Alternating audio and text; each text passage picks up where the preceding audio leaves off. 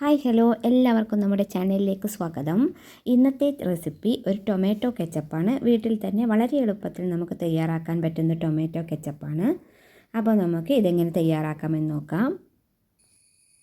അപ്പോൾ ഞാനിവിടെ 5 തക്കാളി എടുത്തിട്ടുണ്ട്, ഒരു കഷ്ണം ബീട്രൂട്ട് എടുത്തിട്ടുണ്ട്, പിന്നെ ഒരു 3 ഗ്രാമ്പു, ഒരു കഷ്ണം പട്ട, 2 ചെറിയുള്ളി, ഒരു 4 വെളുത്തുള്ളി, പിന്നെ കുറച്ച് പച്ച കുരുമുളകും കൂടി എടുത്തിട്ടുണ്ട്.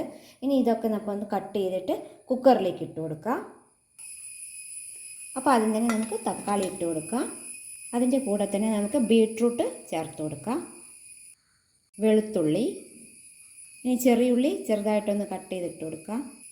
ശേഷം പട്ട, ഗ്രാമ്പു, കുരുമുളക് ഇട്ട് കൊടുക്കുകയാണ്. ഇനി ഇതിലേക്ക് നമ്മളൊരു 1/4 ടീസ്പൂൺ മഞ്ഞൾപ്പൊടി ചേർത്ത് കൊടുക്കാം. അതിൻ്റെ കൂടെ തന്നെ ഒരു 1/2 ടീസ്പൂൺ മുളക് പൊടി കൂടി ചേർത്ത് കൊടുക്കാം. ഇനി ഇതിലേക്ക് ആവശ്യമായ വെള്ളം ഒഴിച്ചു കൊടുക്കാം.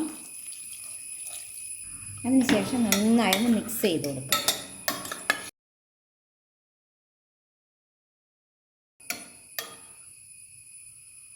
കുറച്ചുകൂടെ വെള്ളം ആവശ്യമുണ്ട്, കുറച്ചുകൂടി വെള്ളം ഒഴിച്ചു കൊടുക്കാം.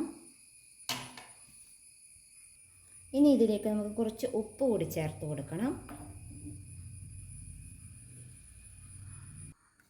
ഇനി എല്ലാം കൂടി നന്നായി ഒന്ന് മിക്സ് ചെയ്തതിന് ശേഷം ഇതൊന്ന് വേവിച്ചെടുക്കാം. ഒരു 4 വിസിൽ വരെ ഇത് വേവിച്ചെടുക്കണം.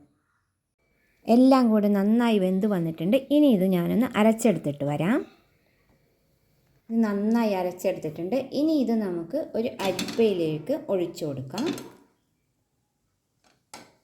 ഇനി അടുത്ത ബാച്ചും കൂടി അരച്ചെടുത്തിട്ട് വരാം.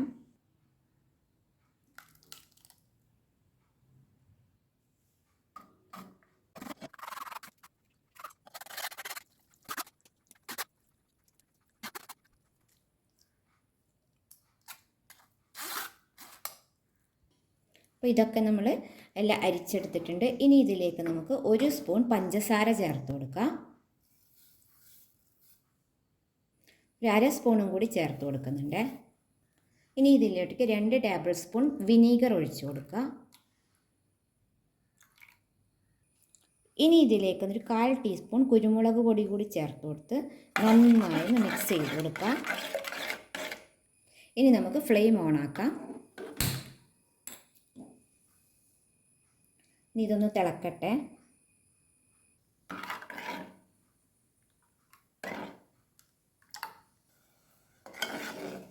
തിളക്കാൻ തുടങ്ങിയിട്ടുണ്ട്. അപ്പോൾ ഇതാണ് ഇതിൻ്റെ കൺസിസ്റ്റൻസി. ഇതൊന്ന് നന്നായി തിളച്ചതിന് ശേഷം നമുക്ക് ഗ്യാസ് ഓഫ് ചെയ്യാം.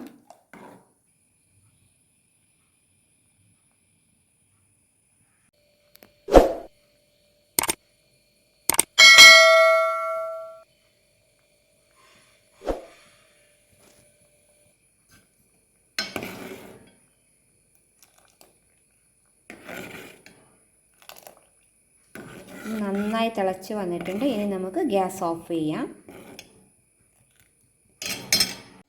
അങ്ങനെ നമ്മുടെ ടൊമാറ്റോ കെച്ചപ്പ് ഇവിടെ നന്നായി തണുത്തിട്ടുണ്ട്. ഇനി ഇത് നമുക്ക് ഒരു ബോട്ടിലിലേക്ക് മാറ്റി കൊടുക്കാം. അപ്പോൾ നന്നായി കഴുകി തുടച്ച ഒരു ഗ്ലാസ് ബോട്ടിലിലേക്കാണ് ഞാൻ ഒഴിച്ചു കൊടുക്കുന്നത്.